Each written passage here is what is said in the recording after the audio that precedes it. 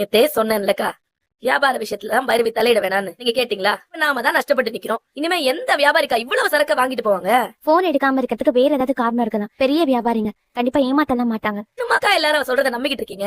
எஸ்ஐக்கு நேத்து கூட்டிட்டு வந்த வியாபாரிங்களுக்கு வியாபாரத்தை பேசி முடிப்பா. பைரவி சொன்ன வியாபாரிகளை நம்பிட்டு இருந்தேன்னா கடைசியில மொத்தமும் வீணா போயிடும். பைரவி, நீ சொன்ன வியாபாரிங்க வரமாட்டாங்கன்னு நினைக்கிறேன். பேசாம நேத்து எசைக்கு கூட்டு வந்த வியாபாரிங்களுக்கே சரக்கு கொடுத்துருவோமே. ₹1,00,000 வித்தியாசம் வருது.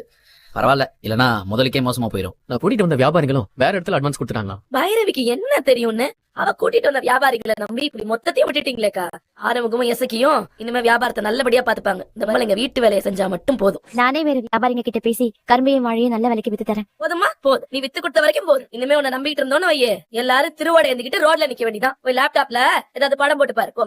மகா, ஏன் உன் வார்த்தை தடிக்குது? நீ இந்த மாதிரி பைரவி கிட்ட பேசுறது எனக்கு கொஞ்சம் கூட பிடிக்கல. போன முறை நீ வாழைத்தார வித்து கொடுக்கலனா ஆறுமுகத்துக்கு பெரிய நட்டமாயிருக்கும். இந்த முறை வேற எங்கேயோ தப்பு நடந்திருக்கு. அத பத்தி எல்லாம் நீ ஃபீல் பண்ணாதமா. சாரி பைரவி, என் போனை நான் மிஸ் பண்ணிட்டேன். அதனாலதான் நான் உங்களுக்கு கால் பண்ண முடியல. அன்னைக்கு பேசின அமௌண்ட் 40 lakhs இதுல இருக்கு. அமௌண்ட் சரியா இருக்கான்னு எண்ணி பார்த்துட்டு எங்களுக்கு சரக்கு டெலிவரி கொடுங்க.